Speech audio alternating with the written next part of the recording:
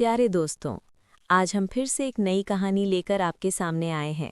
इस audio podcast में आपका स्वागत है।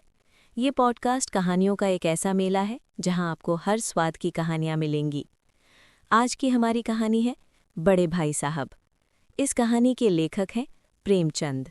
मेरे भाई साहब मुझसे 5 साल बड़े, लेकिन केवल 3 दर्जे आगे। उन्होंने भी उसी उम्र में पढ़ना शुरू किया था जब मैंने शुरू किया था, लेकिन तालीम जैसे महत्व के मामले में वो जल्दबाजी से काम लेना पसंद न करते थे। इस भवन की बुनियाद खूब मजबूत डालना चाहते थे, जिस पर आलीशान महल बन सके। 1 साल का काम 2 साल में करते थे, कभी कभी 3 साल भी लग जाते थे। बुनियाद ही पुख्ता न हो तो मकान कैसे पायदार बने। मैं छोटा था, वो बड़े थे। मेरी उम्र 9 साल की थी, वो 14 साल के थे। उन्हें मेरी तंबीह और निगरानी का पूरा और जन्मसिद्ध अधिकार था, और मेरी शालीनता इसी में थी कि उनके हुक्म को कानून समझूं। वो स्वभाव से बड़े अध्ययनशील थे, हरदम किताब खोले बैठे रहते, और शायद दिमाग को आराम देने के लिए कभी कॉपी पर, कभी किताब के हाशियों पर चिड़ियों, कुत्तों, बिल्लियों की तस्वीरें बनाया करते थे। कभी कभी एक ही नाम या शब्द या वाक्य 10-20 बार लिख डालते। कभी एक शेर को बार बार सुंदर अक्षरों में नकल करते। कभी ऐसी शब्द रचना करते जिसमें न कोई अर्थ होता, न कोई सामंजस्य। मसलन एक बार उनकी कॉपी पर मैंने ये इबारत देखी: स्पेशल, अमीना, भाइयों भाइयों, दरअसल, भाई भाई, राधेश्याम, श्रीयुत राधेश्याम, 1 घंटे तक। इसके बाद एक आदमी का चेहरा बना हुआ था।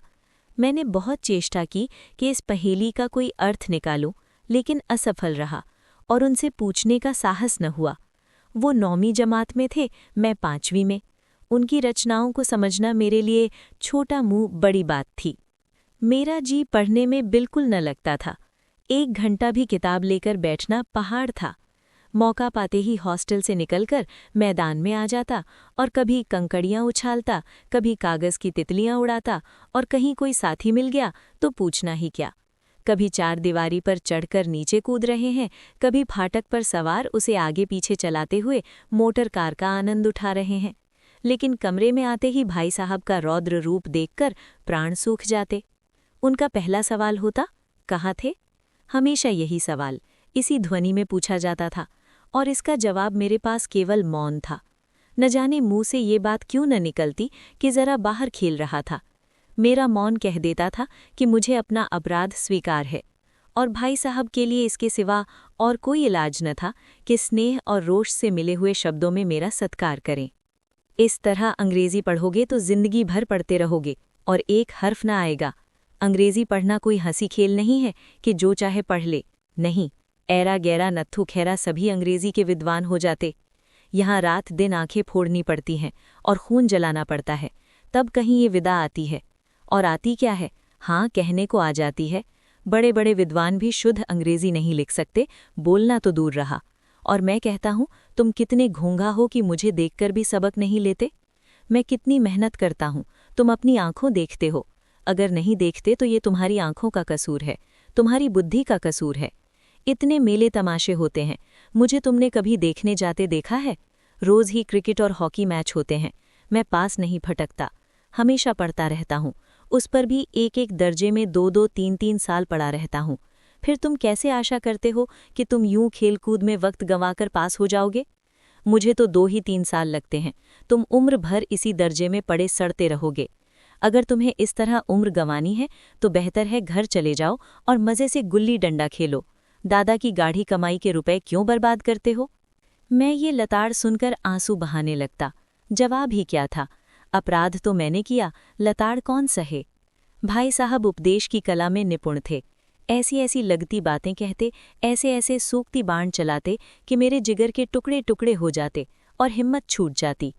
इस तरह जान तोड़कर मेहनत करने की शक्ति मैं अपने में न पाता था, और उस निराशा में जरा देर के लिए मैं सोचने लगता, क्यों न घर चला जाऊं। जो काम मेरे बूते के बाहर है उसमें हाथ डालकर क्यों अपनी जिंदगी खराब करूं। मुझे अपना मूर्ख रहना मंजूर था, लेकिन उतनी मेहनत, मुझे तो चक्कर आ जाता था।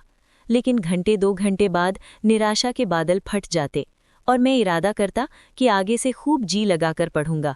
चटपट एक टाइम टेबल बना डालता। बिना पहले से नक्शा बनाए, बिना कोई स्कीम तैयार किए काम शुरू कैसे करूं? टाइम टेबल में खेलकूद की मद बिल्कुल उड़ जाती। प्रातःकाल 6 बजे उठना, मुंह हाथ धो, नाश्ता कर पढ़ने बैठ जाना। 6 से 8 तक अंग्रेजी, 8 से 9 तक हिसाब, 9 से 9:30 तक इतिहास, फिर भोजन और स्कूल। 3:30 बजे स्कूल से वापस होकर आधा घंटा आराम, 4 से 5 तक भूगोल, 5 से 6 तक ग्रामर, आधा घंटा हॉस्टल के सामने ही टहलना, 6:30 से 7 तक अंग्रेजी कॉम्पोजिशन, फिर भोजन करके 8 से 9 तक अनुवाद, 9 से 10 तक हिंदी, 10 से 11 तक विविध विषय, फिर विश्राम। मगर टाइम टेबल बना लेना एक बात है, उस पर अमल करना दूसरी बात। पहले ही दिन से उसकी अवहेलना शुरू हो जाती। मैदान की वो सुखद हरियाली, हवा के वो हल्के हल्के झोंके, फुटबॉल की उछल कूद, कबड्डी के वो दांव घात, वॉलीबॉल की वो तेजी और फुर्ती मुझे अज्ञात और अनिवार्य रूप से खींच ले जाती। और वहां जाते ही मैं सब कुछ भूल जाता। वो जानलेवा टाइम टेबल, वो आंख फोड़ पुस्तकें किसी की याद में रहती। और फिर भाई साहब को नसीहत और फजीहत का अवसर मिल जाता। मैं उनके साये से भागता, उनकी आंखों से दूर रहने की चेष्टा करता। कमरे में इस तरह दबे पांव आता कि उन्हें खबर न हो। उनकी नज़र मेरी ओर उठी और मेरे प्राण निकले। हमेशा सिर पर एक नंगी तलवार सी लटकती मालूम होती।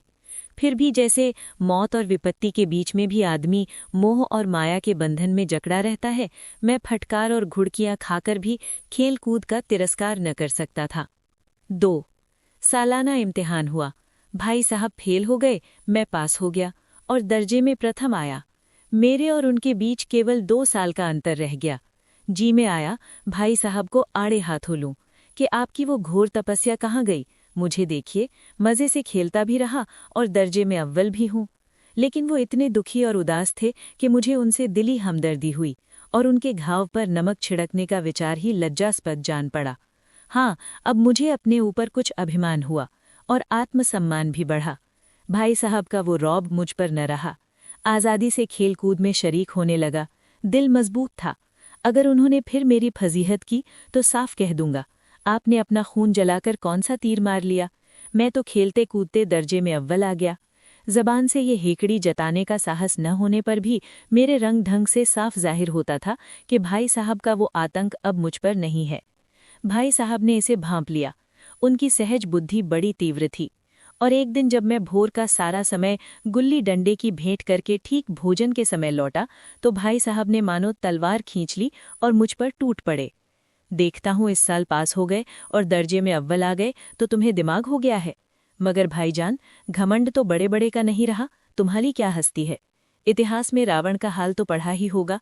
उसके चरित्र से तुमने कौन सा उपदेश लिया, या यूं ही पढ़ गए। महज इम्तिहान पास कर लेना कोई चीज़ नहीं, असल चीज़ है बुद्धि का विकास। जो कुछ पढ़ो उसका अभिप्राय समझो। रावण भूमंडल का स्वामी था। ऐसे राजाओं को चक्रवर्ती कहते हैं। आजकल अंग्रेज़ों के राज्य का विस्तार बहुत बढ़ा हुआ है, पर इन्हें चक्रवर्ती नहीं कह सकते। संसार में अनेकों राष्ट्र अंग्रेज़ों का आधिपत्य स्वीकार नहीं करते, बिल्कुल स्वाधीन है। रावण चक्रवर्ती राजा था। संसार के सभी महीप उसे कर देते थे। बड़े बड़े देवता उसकी गुलामी करते थे। आग और पानी के देवता भी उसके दास थे। मगर उसका अंत क्या हुआ? घमंड ने उसका नाम निशान तक मिटा दिया। कोई उसे एक चिल्लू पानी देने वाला भी न बचा। आदमी और जो कुकर्म चाहे करे, पर अभिमान न करे, इतराए नहीं। अभिमान किया और दीन दुनिया से गया। शैतान का हाल भी पढ़ा ही होगा। उसे ये अभिमान हुआ था कि ईश्वर से उससे बढ़कर सच्चा भक्त कोई है ही नहीं। अंत में ये हुआ कि स्वर्ग से नरक में ढकेल दिया गया। शाहर रूम ने भी एक बार अहंकार किया था। भीख मांग मांग कर मर गया। तुमने तो अभी केवल एक दर्जा पास किया है और अभी से तुम्हारा सिर फिर गया। तब तो तुम आगे पढ़ चुके। ये समझ लो कि तुम अपनी मेहनत से पास नहीं हुए, अंधे के हाथ बटेर लग गई। मगर बटेर केवल एक बार हाथ लग सकती है, बार बार नहीं। कभी कभी गुल्ली डंडे में भी अंधा चोट निशाना पड़ जाता है, उससे कोई सफल खिलाड़ी नहीं हो जाता। सफल खिलाड़ी वो है जिसका कोई निशाना खाली न जाए। मेरे फेल होने पर न जाओ। मेरे दर्जे में आओगे तो दांतों पसीना आ जाएगा। जब अलजबरा और जयमती के लोहे के चने चबाने पड़ेंगे और इंग्लिस्तान का इतिहास पढ़ना पड़ेगा। बादशाहों के नाम याद रखना आसान नहीं। 8 हेनरी हो गुजरे हैं। कौन सा कांड किस हेनरी के समय हुआ, क्या ये याद कर लेना आसान समझते हो? हेनरी 7वें की जगह हेनरी 8वां लिखा और सब नंबर गायब। सफाचट। सिफर भी न मिलेगा, सिफर भी। हो किस ख्याल में? दर्जनों तो जेम्स हुए हैं, दर्जनों विलियम, कोड़ियों चार्ल्स। दिमाग चक्कर खाने लगता है, आंधी रोग हो जाता है। इन अभागों को नाम भी न जुड़ते थे। एक ही नाम के पीछे दोयम, सोयम, चहारुम, पंजुम लगाते चले गए। मुझसे पूछते तो 10 लाख नाम बता देता। और जायमती तो बस खुदा की पनाह। अ ब ज की जगह अ ज ब लिख दिया और सारे नंबर कट गए। कोई इन निर्दयी मुमतहिनों से नहीं पूछता कि आखिर अ ब ज और अ ज ब में क्या फ़र्क है, और व्यर्थ की बात के लिए क्यों छात्रों का खून करते हो। दाल भात रोटी खाई या भात दाल रोटी खाई, इसमें क्या रखा है?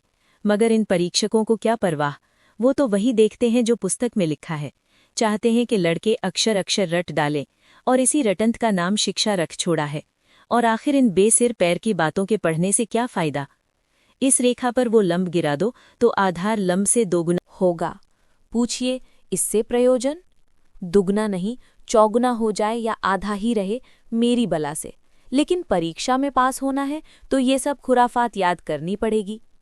कह दिया, समय की पाबंदी पर एक निबंध लिखो जो 4 पन्नों से कम न हो।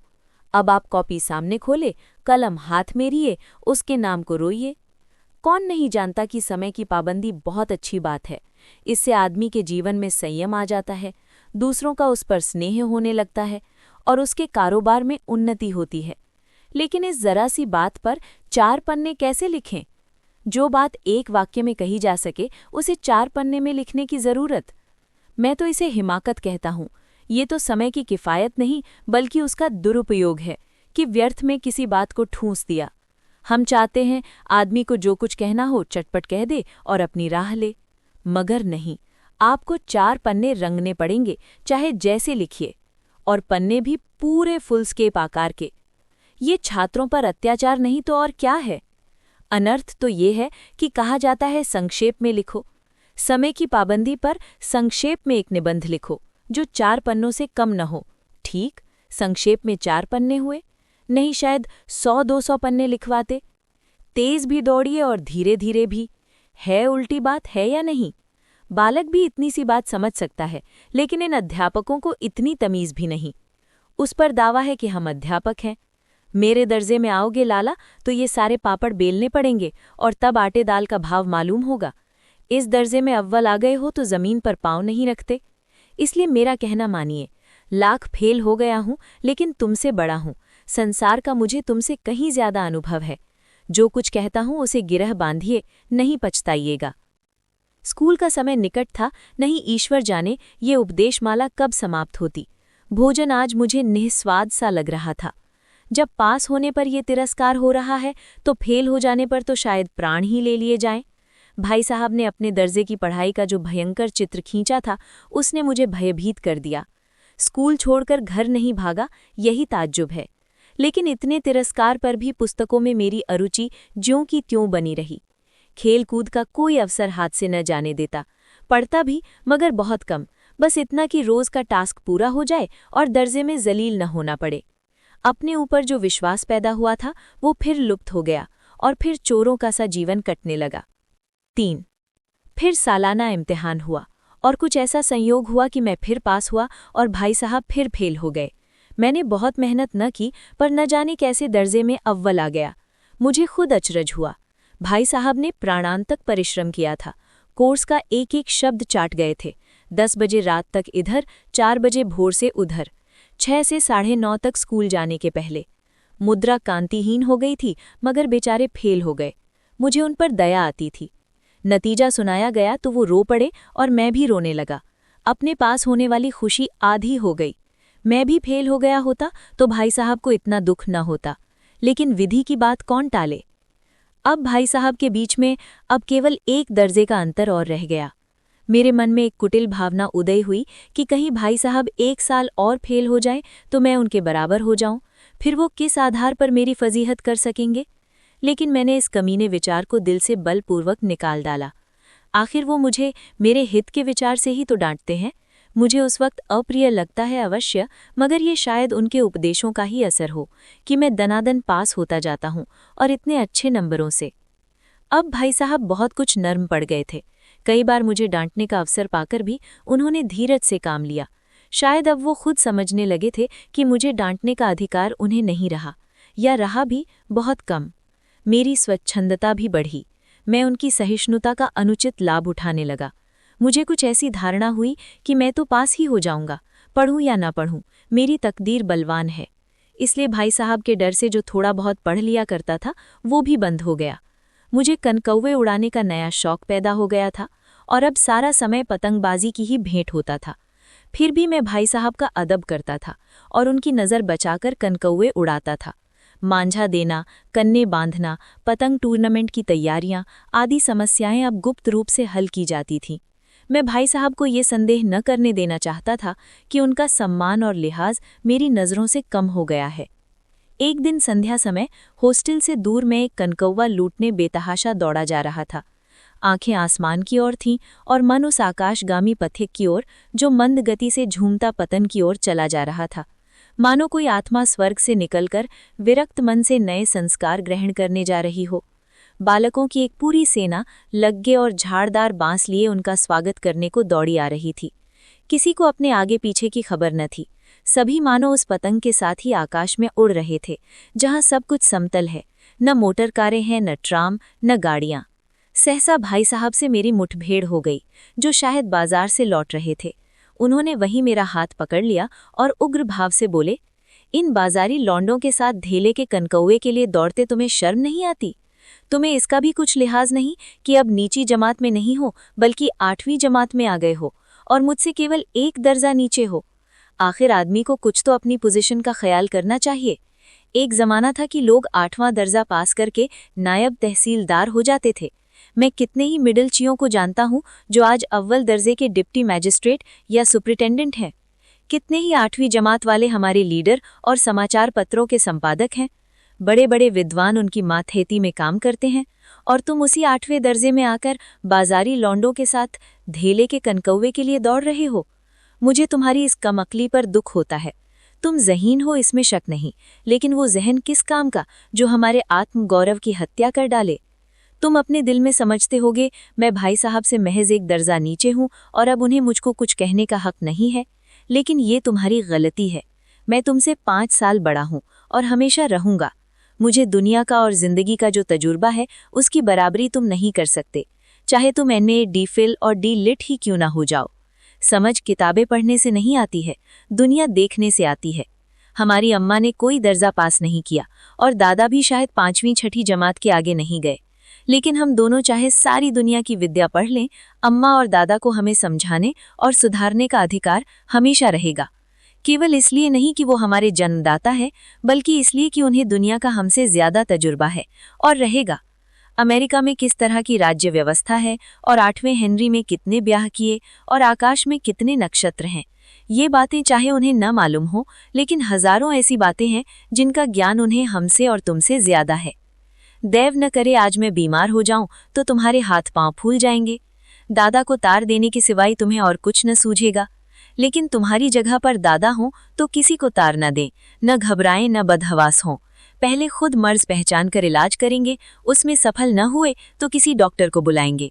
बीमारी तो खैर बड़ी चीज है, हम तुम तो इतना भी नहीं जानते कि महीने भर का खर्च महीने भर कैसे चले। जो कुछ दादा भेजते हैं उसे हम 20-22 तक खर्च कर डालते हैं और पैसे पैसे को मोहताज हो जाते हैं। नाश्ता बंद हो जाता है, धोबी और नाई से मुंह चुराने लगते हैं। लेकिन जितना आज हम और तुम खर्च कर रहे हैं उसके आधे में दादा ने अपनी उम्र का बड़ा भाग इज्जत और नेकनामी के साथ निभाया है और एक कुटुंब का पालन किया है जिसमें सब मिलाकर 9 आदमी थे। अपने हेडमास्टर साहब को ही देखो, MA है कि नहीं, और यहाँ के MA नहीं, ऑक्सफोर्ड के। 1000 रुपए पाते हैं, लेकिन उनके घर का इंतजाम कौन करता है? उनकी बूढ़ी माँ। हेडमास्टर साहब की डिग्री यहाँ आकर बेकार हो गई। पहले खुद घर का इंतजाम करते थे, खर्च पूरा न पड़ता था, कर्जदार रहते थे। जब से उनकी माताजी ने प्रबंध अपने हाथ में ले लिया है, जैसे घर में लक्ष्मी आ गई हैं। तो भाईजान, ये गुरूर दिल से निकाल डालो कि तुम मेरे समीप आ गए हो और अब स्वतंत्र हो। मेरे देखते तुम बेराह न चलने पाओगे। अगर तुम यो न मानोगे तो मैं थप्पड़ दिखाकर इसका प्रयोग भी कर सकता हूँ।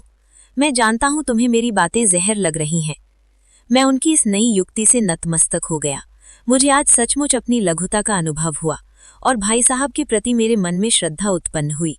मैंने सजल आंखों से कहा, हरगिज नहीं, आप जो कुछ फरमा रहे हैं वो बिल्कुल सच है और आपको कहने का अधिकार है। भाई साहब ने मुझे गले लगा लिया और बोले, मैं कनकौवे उड़ाने को मना नहीं करता, मेरा जी भी ललचाता है, लेकिन क्या करूं, खुद बेराह चलूं तो तुम्हारी रक्षा कैसे करूं? ये कर्तव्य भी तो मेरे सिर पर है। संयोग से उसी वक्त एक कटा हुआ कनकौवा हमारे ऊपर से गुजरा। उसकी डोर लटक रही थी। लड़कों का एक गोल पीछे पीछे दौड़ा चला आ रहा था। भाई साहब लम्बे हैं ही, उछलकर उसकी डोर पकड़ ली और बेतहाशा हॉस्टल की तरफ दौड़े। मैं पीछे पीछे दौड़ रहा था। प्रस्तुत कहानी हमें ये प्रेरणा देती है कि हम अपनी स्थिति, शक्ति और सीमा को समझें, उसी के अनुरूप व्यवहार करें। यदि हम स्वयं योग्य नहीं हैं तो हम किसी को उपदेश देने का अधिकार भी खो बैठते हैं।